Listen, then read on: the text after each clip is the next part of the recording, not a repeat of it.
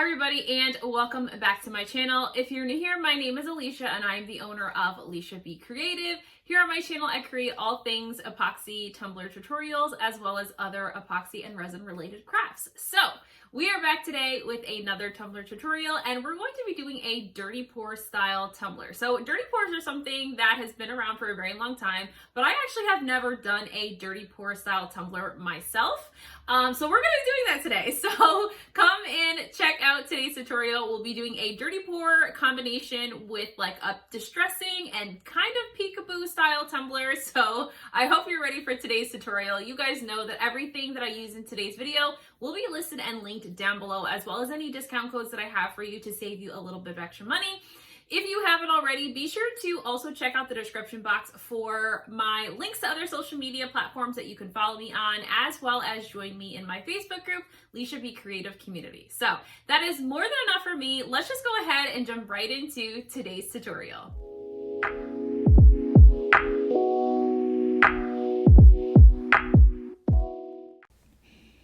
Okay, so to start today, I am going to be mixing up some glitter today to create our glitter base for our tumbler.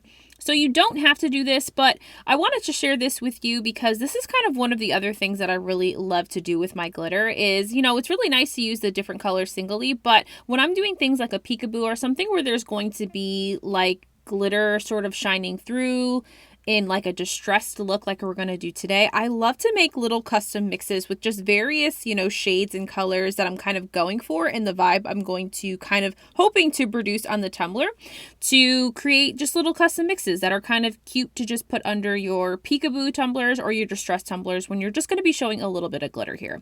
So I've mixed up a bunch of kind of blues and teals that I pulled off my glitter wall behind me. I am also going to add a little bit of an opal chunky white as well because I feel like you can never go wrong with adding a little bit of opal glitter to any custom mix that you're creating. So once I'm satisfied with that, we're going to go ahead and hop over to getting our tumbler prepped and glittered. So I have this 30-ounce modern curve tumbler. It was a previous design that I just was not thrilled with, so I stripped the cup and we're going to kind of start over on this design. So I'm going to be using my Mod Podge as my adhesive for today, and I will end up doing 2 coats of glitter on this. The reason why I'm doing 2 coats of glitter is because I want to make sure I get a really good coverage with my glitter. This mix that I made is a rather chunky base, so I am going to have to make sure after I finish with the glitter that I do pat it down or roll it in parchment paper if that's typically what you do to smush down your chunky glitter, because I don't want to run into any issues when it comes to getting this under epoxy. But we're going to go ahead and go in with our first coat of glitter here. I'm going to start at the bottom. I like to start like my bottom and top edge first and then fill everything in the center here. So your normal, you know, glitter application with whatever adhesive you like to use. If I was doing epoxy method glitter application, I probably would only go in with 1 coat. But with Mod Podge, I always find that I need to add that second coat to really make sure I'm getting full and complete coverage of the glitter all the way around the tumbler. So once I have gotten the first coat down, again, I am going to go in for a second coat. And so I don't like to wait for my Mod Podge to dry in between and then go in for the second coat. I'm a little impatient, so I always like to speed up the process and just use my heat gun or my embossing gun to kind of speed up the process so I can go ahead and add my second coat of glitter now and then be able to do my smushing down of the chunky glitter before I get it under or on the turner rather for my coats of epoxy.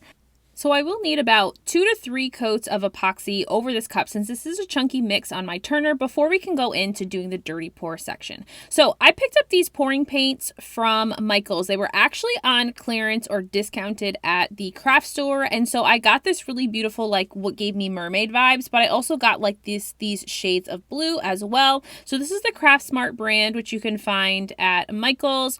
And we're going to go ahead and use this color base and palette since we have a lot of blues and teals in the glitter design or the glitter mix that we made that's covering the tumbler. So what I'm going to do is I have grabbed kind of a large cup. Any large cup will do. And we're going to be filling this cup with the pouring paints in order to do a dirty pour. So these are different from your like acrylic paints. Acrylic paints are a little bit chunkier than these pouring paints. This is much thinner. So that is what is different between acrylic paint and these pouring paints. You can use acrylic paints in a dirty pour. However, you need like something to make it thinner. And I think it's like some sort of like silicone mixture or something that you can buy like off of Amazon that actually helps to make your paints thinner so you can use your acrylic paints as well. So the way that I'm doing this is I literally am just going to town with all these different blues and filling the cup kind of color by color, sometimes 2 colors at a time, to really just fill the cup about halfway or so, because I know that'll be more than enough paint to be able to pour over the top of my cup. So I'm kind of mixing things. I want to create like a beautiful swirl vibe here to really bring out all of the colors and not have, when I go to pour this onto my cup, have it come out where it's like single colors all over. I really want that beautiful swirl, almost like what you would get if you were doing, if you were doing not a paint pour on a canvas, but like if you were going to use spray paints and do like a dip. That would also be kind of the vibe that I'm trying to go for with this. So I am using a popsicle stick, but I'm not stirring vigorously because I don't want my colors to mix.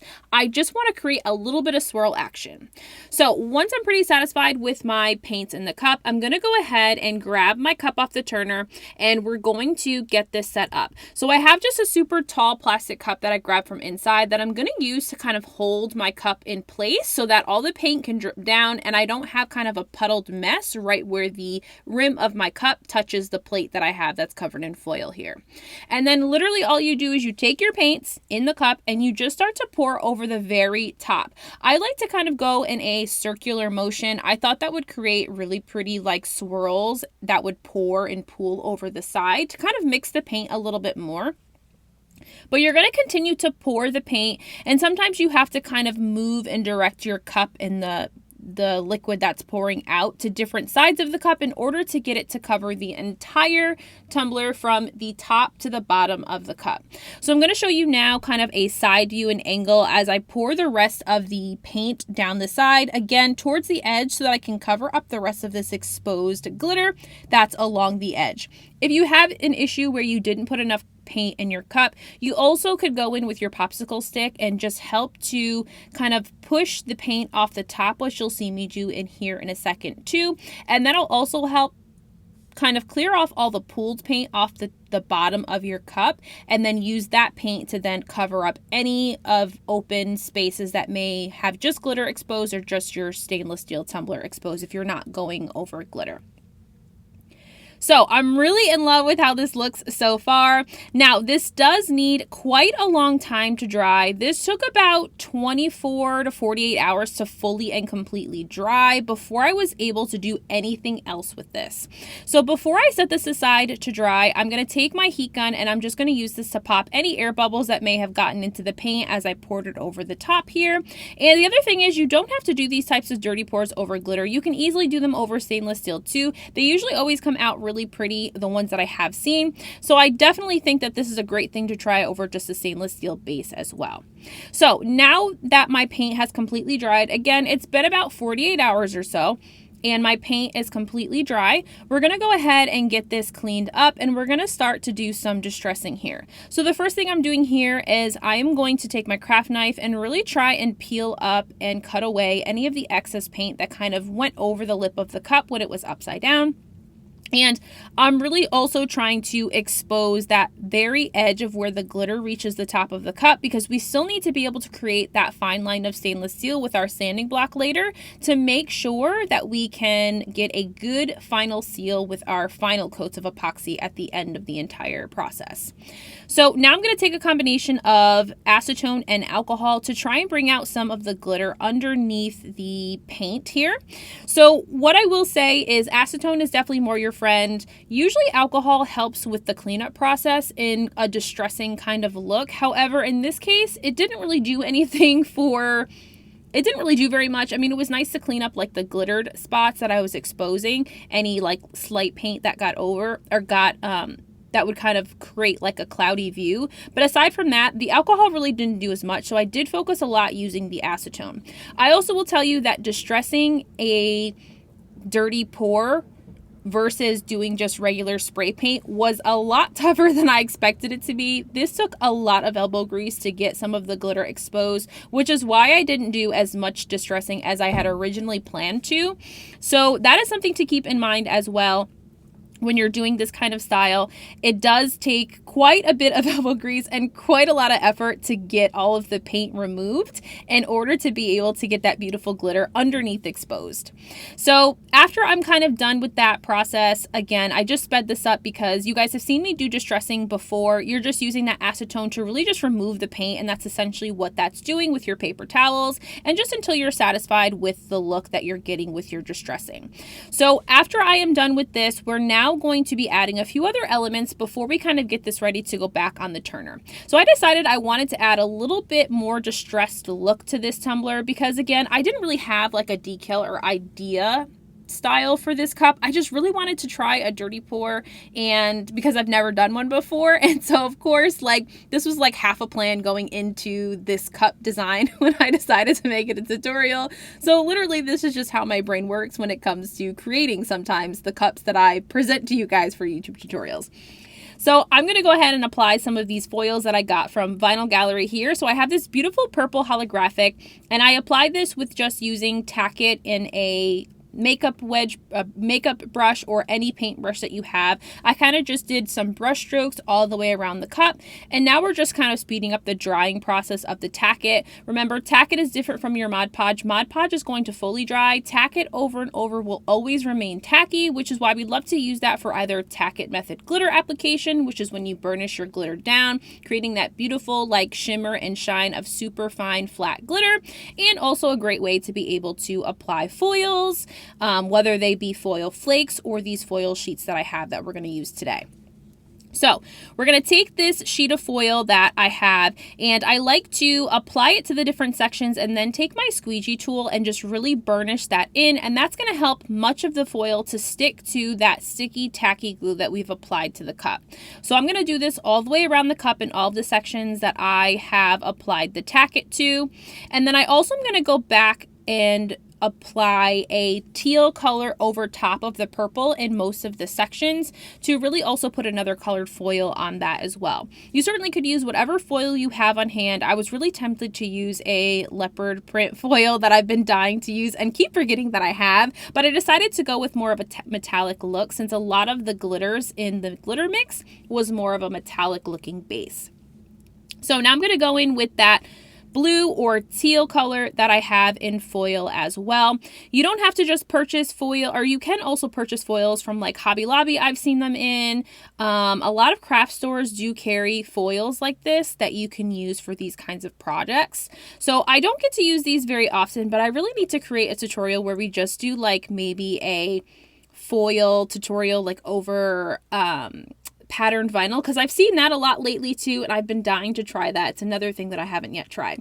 But after I'm kind of satisfied with how this looks, I'm just going to continue to add foils really until I'm happy with how everything is looking, and then we'll be able to get into the final decal and look for this cup before we focus on getting this back on the turner. So I am going to take the time now to again go back to my rim, because I want to take the time now to do any sanding and cleaning up of that rim to make sure it's ready to go for final coats. So I decided that we would go the floral route since it is almost spring. I like to think it's almost spring, even though we're still getting snow here. We're going to add a little bit of these little floral decals that I got from my Aisha Creations. So on Yvette's webpage and website, she has a lot of different floral like designs like this that you can cut out and use as your decals. Now these are semi-transparent printed decals, which means that they're printed on a white base or a white ink. That way you're able to apply them to any color base. So you don't have to worry about using these on a light color to be able to see them. You're going to be able to see them just as vibrant on a dark base as a light base, because again, they are printed with a white backing or a white base so that you can literally see the true vibrancy of the color. And so everything that was white on that sheet is actually clear, and then everything printed right behind the decal is actually that white ink that's then sort of printed with the color then on top of that. So I hope that makes sense, but You can definitely check out her website and use my code LyshaB10 to save a little bit of money too. But this is perfect, and these sheets have been really come in handy for me to be able to bust out some really pretty spring cups. I love florals, and anytime it is ready to do spring cups, you know me, I am hopping on the floral train. So everything floral coming your way, I hope you're all prepared. So once I've kind of gotten this set and kind of decided how I want to lay these florals out, we're going to just start to apply these to the cup. So I do have to be mindful as I apply these, as we are going to be working over a bit of the curve here. So I have to sometimes cut or trim some sections of the decal as I'm applying it to make sure that I don't get any creases or wrinkles. And if I do get a crease or wrinkle, I like to use my squeegee tool to kind of push out and fix that wrinkle. That way it's not apparent and visible after I've done my coats of epoxy. So I just like to play around with these. I love these like single flowers and floral decals because you can layer them and place them however you want to and kind of create your own sort of floral design and bouquet look. So I love these. You know, an alternative to this, if you didn't want to grab these, is you could print these on white water slide and do it that way. You could do clear water slide, but you probably wouldn't be able to see colors this light on this color of tumbler, just because this is a little bit of a darker base, not super dark, but certainly you wouldn't be able to pick up that beautiful pink color that you're seeing here with these semi-transparent vinyl decals that I'm using. So I'm just going to continue to kind of decide where I'm placing all of my decals here, kind of creating my own little floral bouquet on the cup. And this was kind of the final look for the cup. Again, I am just kind of trying new things out. So this was just a design that I had not ever done before, as far as doing a dirty pour before on a tumbler. So you guys will have to let me know what you think about this. I have some other ideas. I really want to use that other pack that I grabbed that kind of gave me mermaid vibes and do it with like a mermaid vibe look, like maybe half dirty pour, half glitter. I don't know, but the sky's the limit. And so if you do try a dirty pour, definitely be sure to let me know or join my Facebook group. I certainly encourage you to, and post it in the group. I love seeing you guys recreate my tutorials and the different things that I've done on my channel, and seeing your recreations of the different things that I've posted for you guys to, of course, learn, but also use to be able to sell in your own businesses. So that is it for today's tutorial. Let's go ahead and take a look at the final result of this cup. So this is the final look. I did 2 final coats of epoxy using my Flynn Sisters epoxy. I absolutely love her epoxy. The shine on this epoxy is absolutely amazing. And I added a little bit of Diamond Magic from Lysha Creations here as well, just to make sure I get a little bit of extra glitter and shimmer. So of course, that is it for today's tutorial. I hope that you guys enjoyed it. If you did, give this video a huge thumbs up and subscribe to my channel, and I'll see you guys again in the next one. Bye!